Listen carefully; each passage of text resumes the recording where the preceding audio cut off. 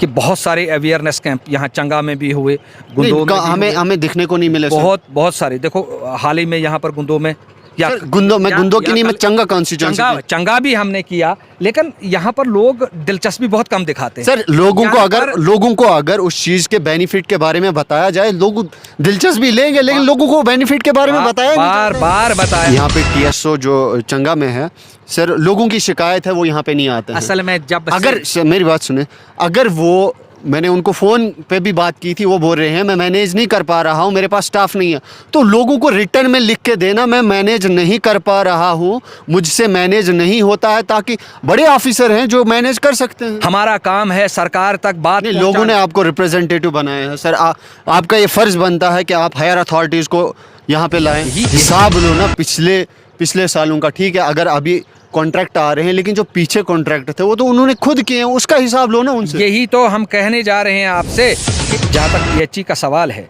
इन 5-6 सालों में आप मुझे कहीं किसी को ये पूछ के देखिए कि क्या आपको पीएचई की तरफ से एक साकट भी मिला। अस्सलाम वालेकुम, आदाब नाजरीन, मैं हूँ सागर भट्ट और आप देख रहे हैं इंक्वायरर टुडे।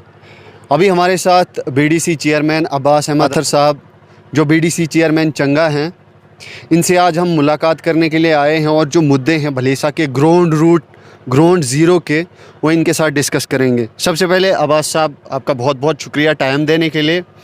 अब्बास साहब, आप हमें बताएं, सबसे पहले आपको प्रोटोकॉल्स में पावर क्या दी गई हैं? सबसे पहले कि मैं जहाँ अपनी बात शुरू करूँ, मैं आपका बहुत बहुत शुक्रगुज़ार हूँ कि आपने हमारे इस भलेस की इस दुर्दशा को दुनिया के सामने लाने के लिए आज आपने यहाँ पर आने का काम किया, इसके लिए हम आपके शुक्रगुज़ार हैं। जहाँ तक प्रोटोकॉल का सवाल है, तो मैं समझता हूँ सरकार ने एक भोंडा मजाक किया है आवाम के साथ। जो मोदी सरकार अपने आप को बहुत आवाम दोस्त सरकार कहलाती थी, आज हम इस बात से बड़े मायूस हैं कि जिस मोदी ने आवाम को सहूलियात देने के नाम से नारे लगाए थे कि मैं सहूलियात दे दूँगा, मैं नौजवानों को रोज़गार दे दूँगा, मैं किसानों के साथ अच्छा व्यवहार करूँगा, हमारे कहीं ना कहीं जो मरकज़ी सरकार के वादे हैं सारे झूठे साबित हो रहे हैं, बिल्कुल खोखले हैं। और हर दिन मोदी जी 10-15 झूठ बोलता है, हर दिन, हर आए दिन 10-15 झूठ बोलने का काम करता है। वही भोंडा मजाक जिस तरह से नौजवानों के साथ किया गया, जिस तरह से किसानों के साथ किया गया, उसी तरह से हमारे साथ भी एक भोंडा मजाक किया गया। मतलब आपको अभी तक कोई भी पावर नहीं मिली गई है जिससे कि आप लोगों के काम कर सकते हैं? कुछ नहीं, मैं ये मिसाल देने जा रहा था ना आपको। जो हमारी मुखिया थी, अब तो उसकी ट्रांसफ़र हो गई है, और वो जब डोडा में आई, क्या एक पंचायत राज का मुखिया जब डिस्ट्रिक्ट लेवल पर आए, क्या उसको पंचायत राज के लोगों को बुलाना नहीं चाहिए? मतलब जो वादे आपने लोगों के साथ किए थे, वो कहीं ना कहीं अभी आप पूरे नहीं कर पा रहे हो। कैसे कर पाएँ? जितनी अपने आप तक हमें ज़रूरत है, जहाँ तक हमारी ज़रूरत लोगों को होती है, 24 घंटे हम उनके लिए अवेलेबल हैं।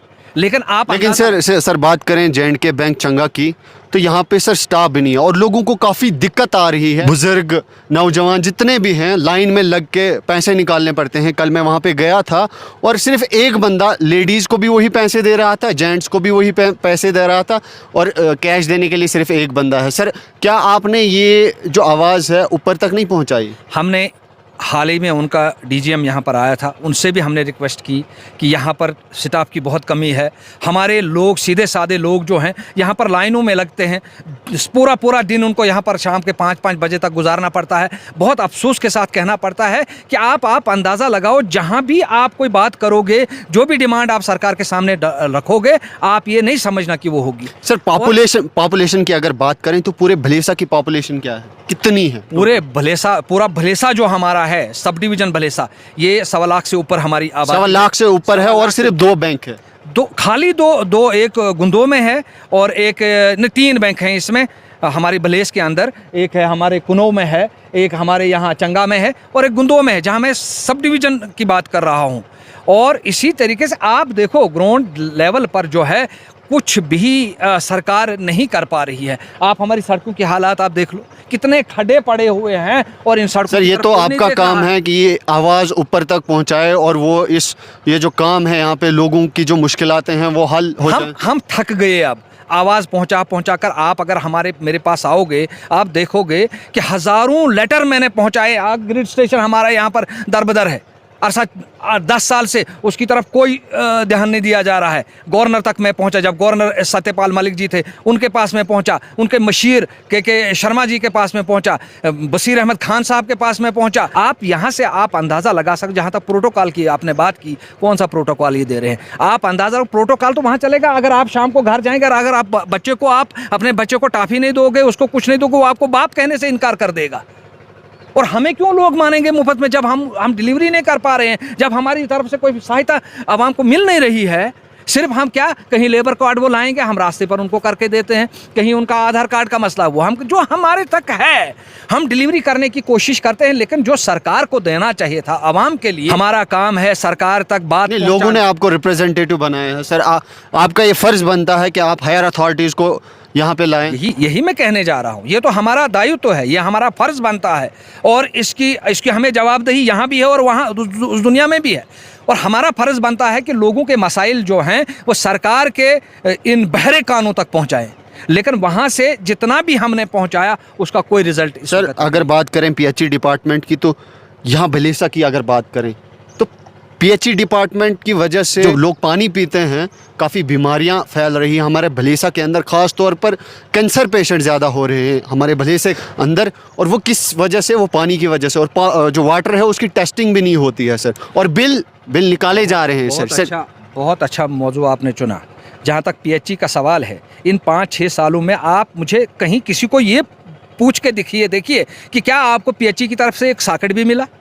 सर अगर अभी मैं बहुत खराबी हालात है, पीएचई डिपार्टमेंट की बहुत खराबी हालात है सर। अभी मैं इधर स्टीला स्कूल में गया था, जो हाई स्कूल है, तो वहाँ पे जो हेडमास्टर है उन्होंने कहा कि हमें कहा जा रहा है पीएचई डिपार्टमेंट की ओर से कि आप अपने फंड से पाइपें लाओ और स्कूल के लिए। आपने बहुत जगह देखा होगा, बहुत सारी वीडियोस देखी होंगी कि बहुत सारे लोगों ने अपनी पाइपें खरीद कर पानी का इंतज़ाम किया। यहाँ चंगा में आपने पिछले ही दिनों 2 महीने पहले आपने देखा होगा। सर क्या आप उनसे पूछते नहीं हो कि अगर हमें लोगों ने रिप्रेजेंटेटिव बनाया है तो आप ग्राउंड लेवल पे कहाँ हो? ग्राउंड लेवल पे काम करो। उनका जवाब यही है, अरसा 2 साल से, कि हम प्रोजेक्ट हमने बनाकर भेजा है, हमारे पास कुछ भी नहीं है, सरकार कुछ नहीं। चीफ इंजीनियर के पास गए, मैं और डीडीसी हमारा नदीम शरीफ साहब, हम इकट्ठे गए। उन्होंने ये बोला कि हम सरकार की तरफ से अब कोई पाइप अब फ्राहम नहीं करेंगे आवाम को। अब जितनी भी पाइप लाई जाएगी वो ठेकेदारों को कॉन्ट्रैक्ट में दी जाएगी, ठेकेदार ठेका लेगा और वो खुद पाइप लाएगा, और वो कब लाएगा ये हमें हिसाब लो ना पिछले सालों का। ठीक है, अगर अभी कॉन्ट्रैक्ट आ रहे हैं, लेकिन जो पीछे कॉन्ट्रैक्ट थे वो तो उन्होंने खुद किए हैं, उसका हिसाब लो ना उनसे। यही तो हम कहने जा रहे हैं आपसे कि 3 साल से 2.5 साल से हम जूझ रहे हैं। कोई दफ्तर हमने नहीं छोड़ा कि पीएचई की इस दुर्दशा को दूर करो। लोगों को पानी के बगैर बहुत दिक्कतें आ रही हैं, अस्पतालों में दिक्कतें आ रही हैं, रोड हमारे ठीक नहीं हैं। आप अंदाज़ा लगाओ, 14th FC जो है, जो आपने बात उठाई थी बीच में, 14th FC 2018 में बनाई गई और इस वक्त तक उसकी फंडिंग कंप्लीट नहीं हुई। आप अंदाज़ा लगाओ, 6-6, 7-7, 5-5 लाख देते हैं साल का। आप बताओ क्या करेगा वहाँ वो? और आप अंदाज़ सीधी पंचायत का पैसा जो है ऊपर से ही कमीशन के ज़रिए से, पता नहीं स्टेट लेवल से या कहाँ से, कोई पंचायत ग्राउंड लेवल पे कुछ नहीं, किसी पंचायत राज को नहीं पूछा गया। और अपने तरीके से शीतल नंदा जी ने और किसी ने वो यहाँ पे TSO जो चंगा में है सर, लोगों की शिकायत है वो यहाँ पे नहीं आते हैं। असल में जब अगर मेरी बात सुने, अगर वो, मैंने उनको फ़ोन पे भी बात की थी, वो बोल रहे हैं मैं मैनेज नहीं कर पा रहा हूँ, मेरे पास स्टाफ नहीं है, तो लोगों को रिटर्न में लिख के देना मैं मैनेज नहीं कर पा रहा हूँ, मुझसे मैनेज नहीं होता है, ताकि बड़े ऑफिसर हैं जो मैनेज कर सकते हैं। आप उनसे पूछते नहीं? जब से उसकी ट्रांसफ़र हुई है यहाँ के लिए, हमने तो उसको कभी देखा नहीं। हमने बार बार इनको पूछा, वो कहाँ कहे, कभी बीमार है, कभी औरत उसकी बीमार है, कभी क्या है, उसको हमने यहाँ देखा नहीं। तो हायर अथॉरिटीज़ को भी इन्फॉर्म करने की कोशिश। अब हमने इनको बोला था, जो डीसी साहब को भी, कम से कम हमें यहाँ पर उस किस्म का कोई वैसा TSO दीजिए जो यहाँ पर रहे और जो यहाँ पर लोगों के काम करे। बहुत सारी दिक्कतें आ रही हैं लोगों को, बहुत सारी परेशानियाँ, और हर तरह परेशानी है, हर हिसाब से परेशानी। जो लोगों की उम्मीदें हैं वो आप तक हैं, लेकिन आप भी कुछ नहीं कर पा रहे हो। आप हायर अथॉरिटीज़ के पास जाते हो तो आपके काम नहीं होते हैं, कहीं ना कहीं पार्शलिटी हो रही है, सुनवाई नहीं है। सुनवाई नहीं है। हम जितना भी चाहते हैं, मैं हर 3 से चौथे दिन डोडा में होता हूं और आप प्रोटोकॉल की बात करते हैं, कौन सा प्रोटोकॉल, कहाँ का प्रोटोकॉल, ये तो मुझे लगता है ये साफ आलमी बरादरी को दिखाने के लिए कि हाँ जी हम कहीं ना कहीं जो 3 टायर सब सिस्टम कुछ ठीक पंचायती किया। राज वो कहीं ना कहीं फेल है। बिल्कुल टोटल फेल है। इसका कोई फ़ायदा नहीं है लोगों को। लोगों को तब फ़ायदा था जब सरकार की तरफ से उनको कुछ, उनके घर में कुछ पहुंचता। आप अंदाज़ा, आप जो ये उज्ज्वला योजना की बात कर रहे हैं कि हमने घर घर चूल्हा दिया, आज मैं सैकड़ों उन बेवाओं को दिखाऊंगा कि जिनके घर में उस गैस के सिलेंडर में गैस भरने के लिए पैसे नहीं हैं।